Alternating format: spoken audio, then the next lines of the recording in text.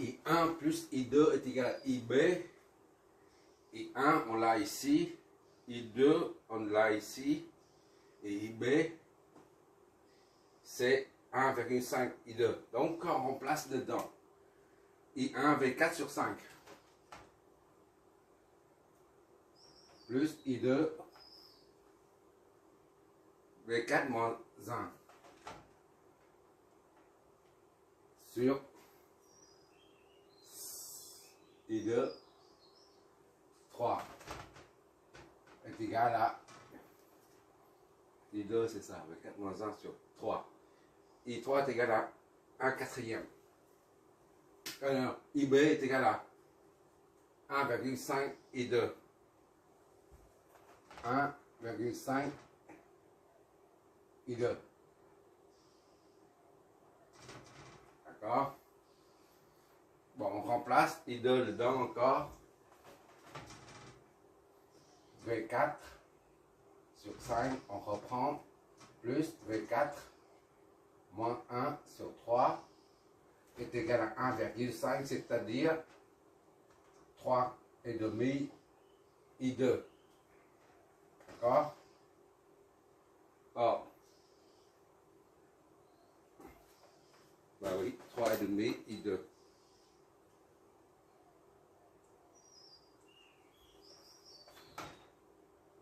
I2, c'est ça. On remet dedans 3,5. I2, c'est V4 moins 1. Moins 1. Voilà, c'est pour être plus simple. On va faire ça comme ça. V4 sur 5.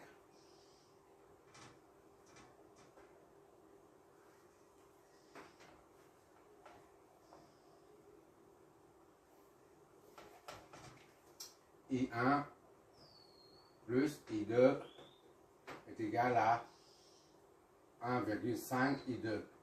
Voilà. D'accord?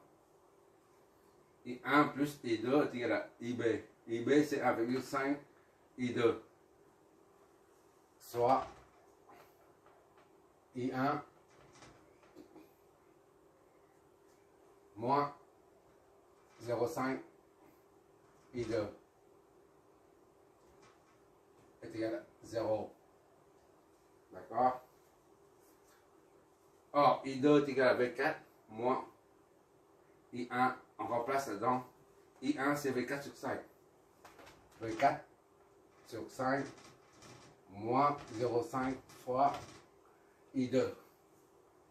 V4 moins 1 sur 3. 3, voilà. Égal à 0. V4 sur 5. V moins 1,5. V4 moins 1 sur 3 égale à 0. V4 sur 5 moins V4 moins 1 sur 6. D'accord? 30. 6 V4 moins 5 V4 moins 1 égale à 0. 6 V4 moins 5 V4 plus 5 égale à 0. Donc, V4 est égal à moins 5. Moins 5 volts. Voilà. Premier résultat. Maintenant,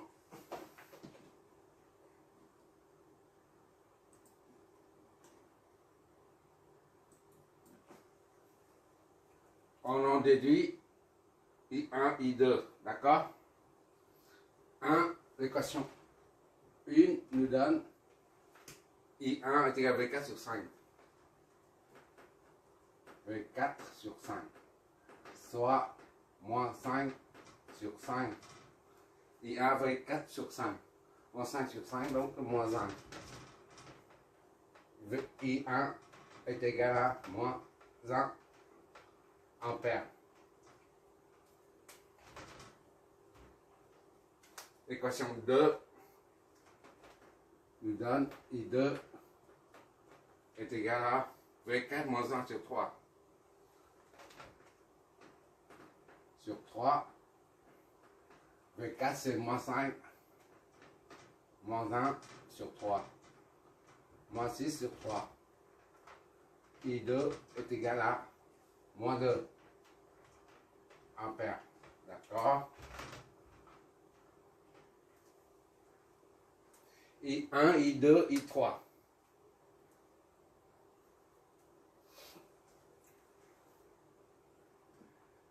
Qu'est-ce qu'on fait encore?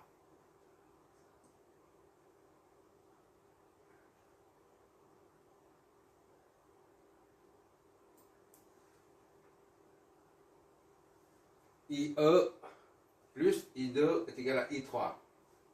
D'accord? I2 plus IE, ça donne I3. I2 plus I3 plus IE.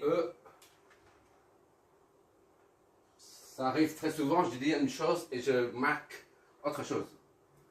C'est pour ça qu'il génère des erreurs partout.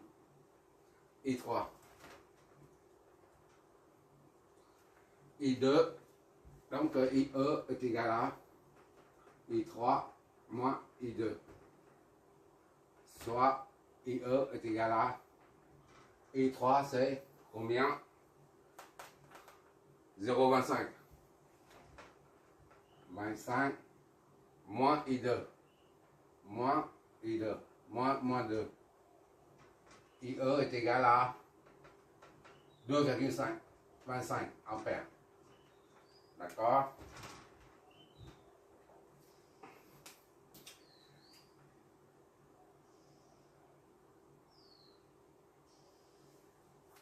Maintenant, on a IE là. On a la tension aux bornes 1 et 2. Et on a le courant IE qui entre dans la borne 1. Donc on en déduit la résistance équivalente qu'on cherche depuis tout à l'heure. RTH, c'est ici. RTH. RTH. Voilà. D'accord? Résistance équivalente. Ainsi, on a VE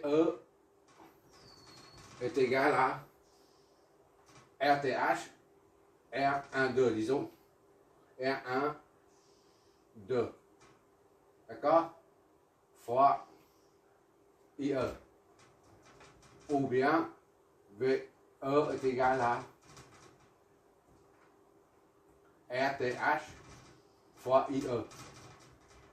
Et par conséquent, RTH est égal à VE sur IE.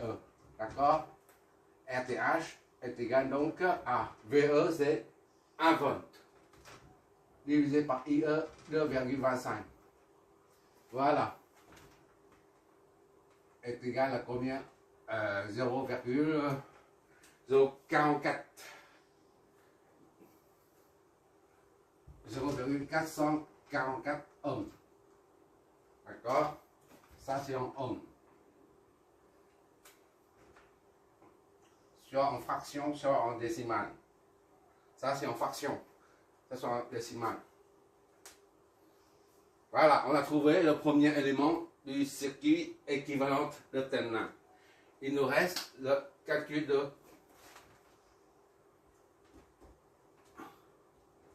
VTH.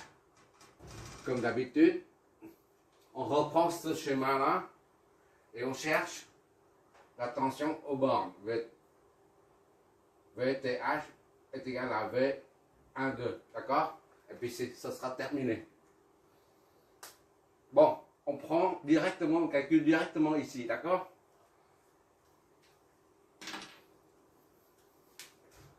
Donc j'efface ça. Au lieu de reprendre le schéma, puisque la tension Thevenin est toujours calculée via le circuit d'origine. D'accord? Donc,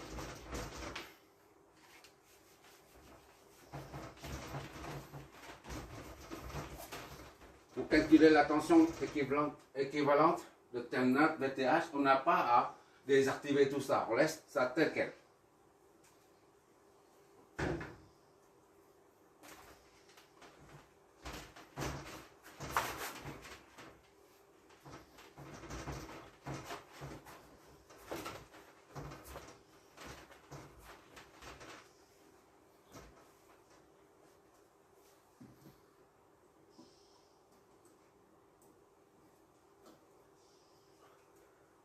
On met ici 1, 2, ici c'est 0. Comme point de référence, comme d'habitude. 0, ici c'est 0. Ici c'est 0. D'accord? 0, 1, 2, 2 c'est 0. 3 ici. 4 ici. Et 5 là. D'accord? Bon, il suffit maintenant de flécher. Donner un sens au courant déjà. Le cadrage.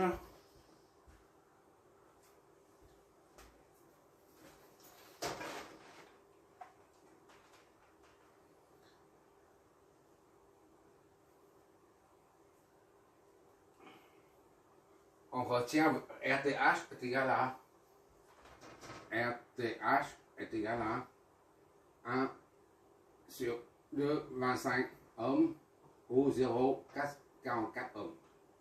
Ça, on retient. Je vais effacer de l'autre côté. De l'autre côté, je vais effacer.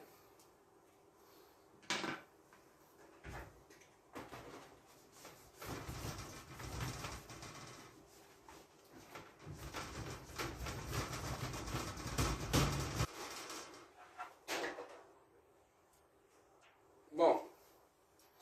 Stylo.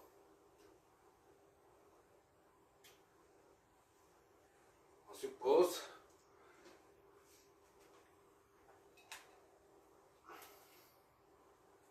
I1 ici. Qui sort ici. I1. I1. Ça, c'est I2. Donc, ici, c'est I2 aussi. On appelle I2 I3 par exemple. Donc, I2. Voilà.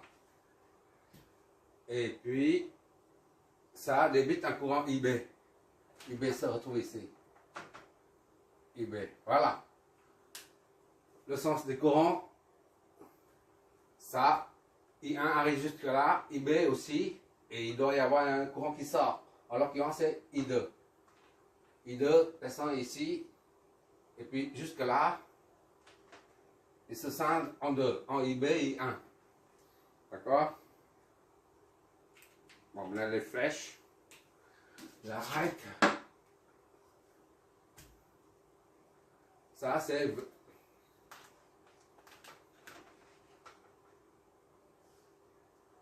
V50. 5, 0, V50. Ça c'est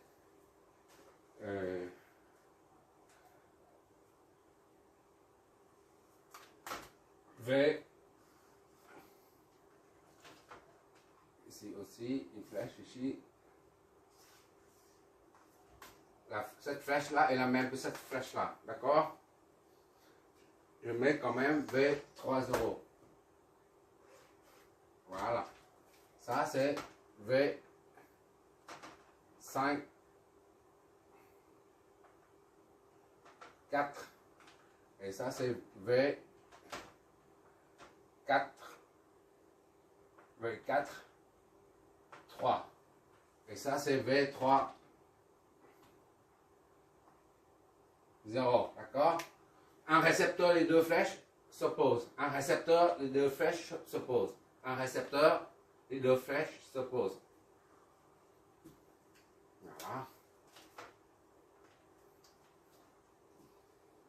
Bon, qu'est-ce qui manque pour attaquer le circuit?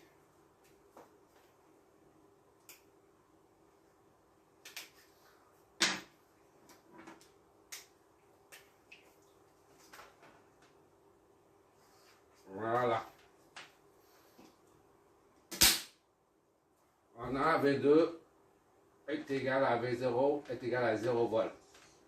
Ça, c'est primo. V5, c'est 6 volts. Pourquoi? Parce que V5, c'est V50 est égal à VA est égal à 6 volts. Donc, V50, c'est V5 moins V0 est égal à 6 volts. Soit V5 moins V0, c'est 0. Est égal à 6, d'où V5 est égal à 6 volts.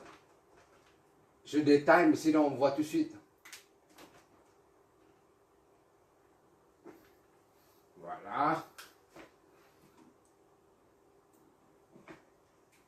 V5, 4.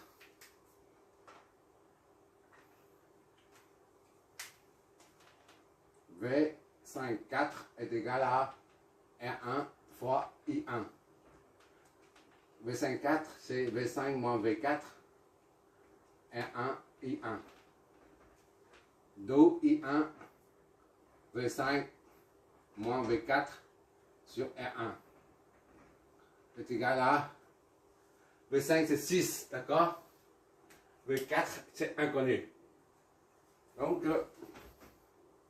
I1 est égal à V5 c'est 6 moins V4 inconnu sur R1. C'est 5 ohms. C'est notre première équation.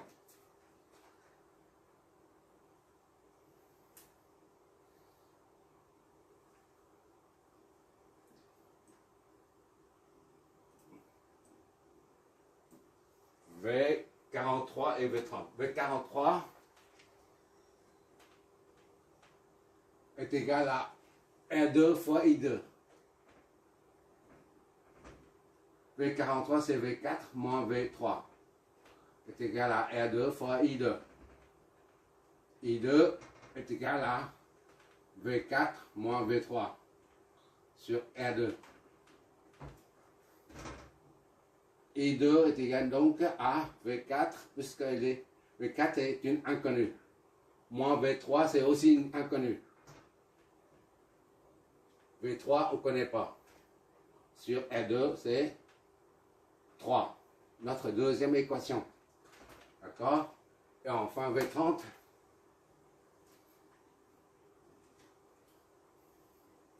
I2 est égal à V4 moins V3 sur 3. OK. V30. Il reste V30. Dernier récepteur. V30 est égal à R3 fois I3. I3. V30 est égal à V3 moins V0 fois R3 I3.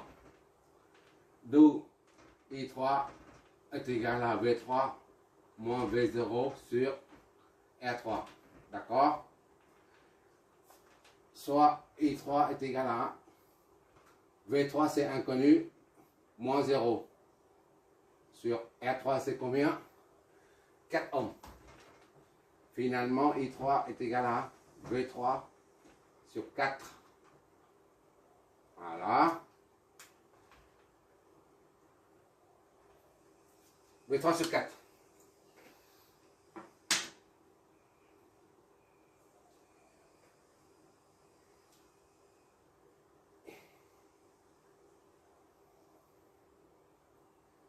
Maintenant, on utilise la loi. Il faut calculer jusque là. Il faut trouver le potentiel au point 3. D'accord? Et à partir de là, on connaît la tension aux bornes 3, 0. Ici, c'est 0. Cette tension correspond à la tension de TN1. D'accord? Il faut trouver V3. Voilà, il faut trouver le potentiel au nœud 3. Au V3. Voilà. On a déduit étape par étape. Au fur et à mesure, on avance, on tombe sur V3. D'accord? On remarque ici que I1 plus IB est égal à I2. Les deux courants qui arrivent au nœud 4 est égal à celui qui en sort, I2. I1 plus IB, I1 plus IB est égal à I2. D'accord? I1 plus IB moins I2 est égal à 0. D'accord? IB est égal à soit I1 plus IB c'est 1,5. I2 moins I2 est égal à 0. Ainsi, 1,5. I1 plus 0,5 I2 est égal à 0. D'accord?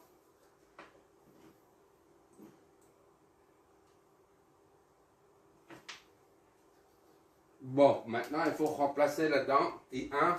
Ah, j'ai oublié. I1 c'est ça. 6 moins V4 sur 5. Et I2 c'est ça. V4 moins V3 sur 3. D'accord? I1 c'est 6 moins V4. I1, 6 moins V4 sur 5. Plus 0,5 c'est 1 demi. D'accord? Fois I2. I2 il est où? Il est là. V4 moins V3 sur 3. Tout ça est égal à 0. D'accord? Ça fait là.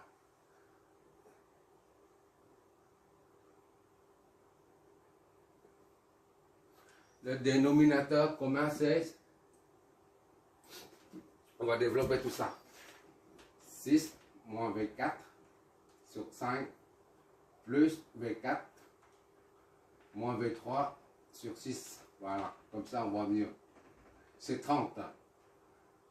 6 fois 6 moins V4 plus 5 fois V4 moins V3 est égal à 0.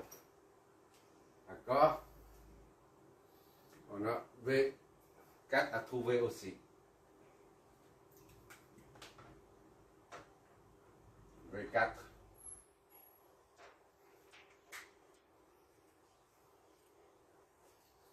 Bon, maintenant,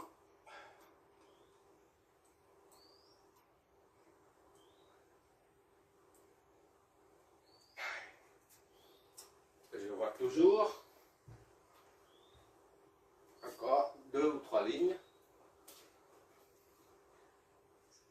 Ça donne 6, 36.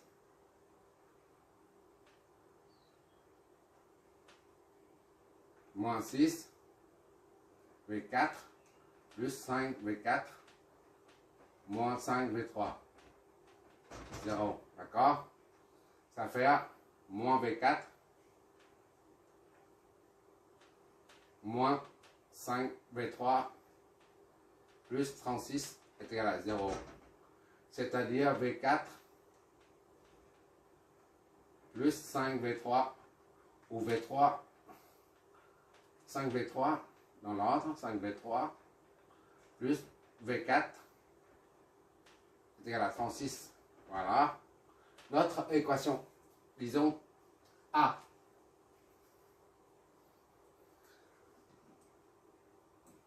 On appelle ça l'équation 1. Équation A.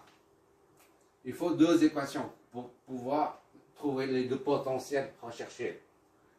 On cherche une autre équation, on se débrouille comme on peut pour trouver les solutions.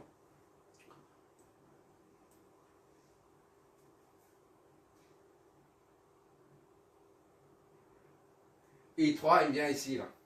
I2 ou I3, c'est la même chose, d'accord? I2, ici, il n'y a pas de charge. Donc ici, aucun courant ne circule. I2 arrive jusque là, descend ici, c'est I3 ou I2, c'est la même chose. Bon, c'est I3 ou I2. I3, bon. On remarque ici que I2 est égal à I, courant entrant est égal au courant sortant. I2 est égal à IB plus I1. D'accord?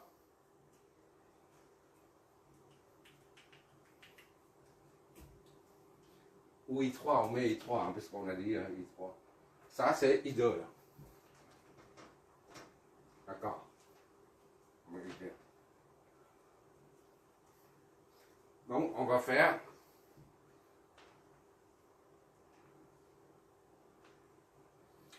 I1 plus IB. IB est égal à I2. Les deux courants sortants est égal au courant entrant dans le nœud O. D'accord? Bon. I1 c'est combien? C'est ça.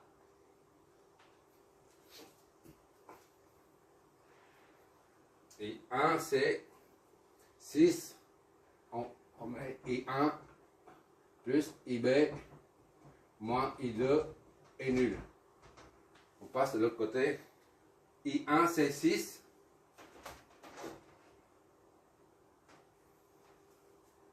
I1 c'est 6 moins V4 sur 5. Moins V4 sur 5. D'accord, c'est I1. Moins V4 sur 5 plus IB. IB c'est 1,5 I2. Soit 3,5 I2. D'accord? Et enfin, moins I2. Et tout ça s'annule. Donc, 6 moins V4.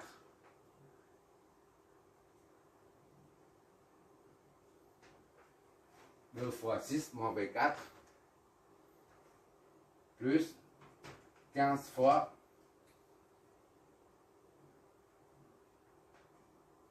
I2 moins 10 I2 est égal à 0. D'accord?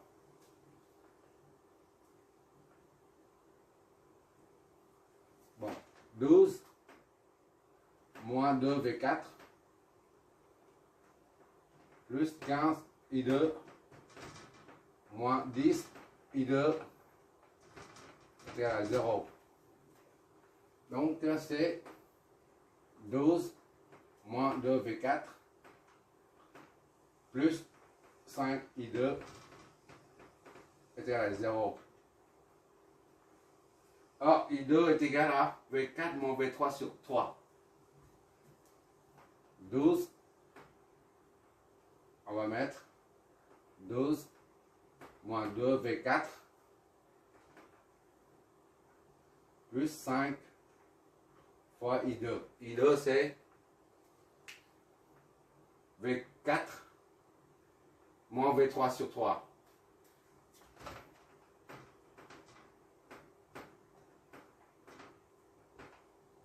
Tout ça s'annule.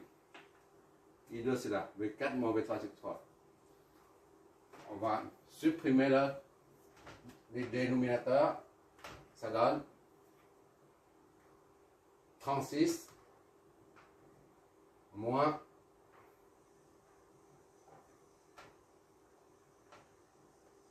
6 V4 plus 5 multiplié là-dedans V4 moins 5 V3 est nul, d'accord? 3 fois 12 ça fait 36. 3 fois 2 ça fait moins 6. Et ça, 3 divisé par 3 ça donne 1, 5. Ça donne moins 2V4 moins 5 V3 est égal à moins 36, soit 5 V3 plus 2 V4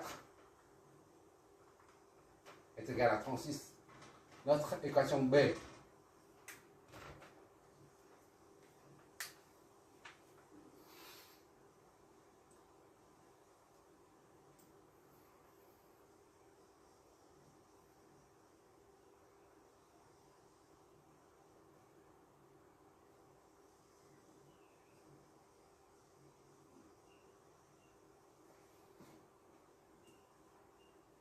J'ai fait une erreur. Je vérifie.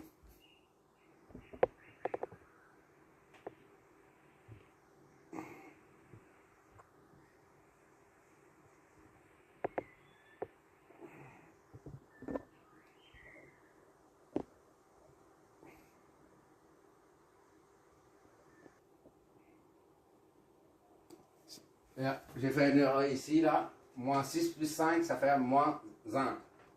V4, d'accord? Moins 5, ça donne 5 V3 plus V4 est égal à 36. Voilà. C'est rectifié. Je sauté quelque chose, c'est pour ça. Maintenant, on va en déduire à partir de ces deux équations A et B le potentiel V4 et V3. Bon, A nous donne 5V3 V3 plus 1 V4 V4 est égal à 36. D'accord? 5V3 plus 1 V4, 36. Et B nous donne 5V3. Oh là! On tombe sur la même chose. Donc c'est inutile cette équation.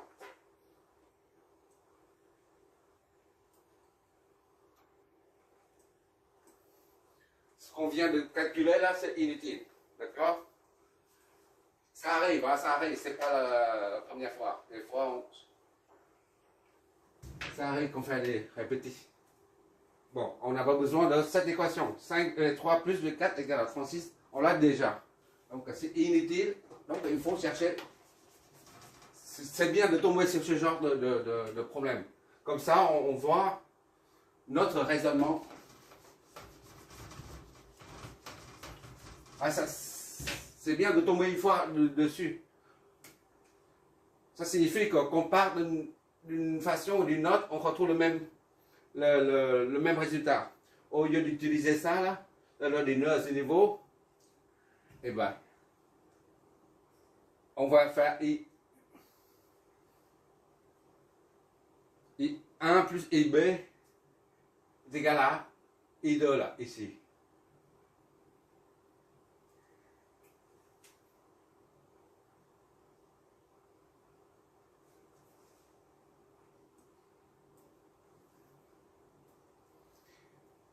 Il ne fallait pas en fait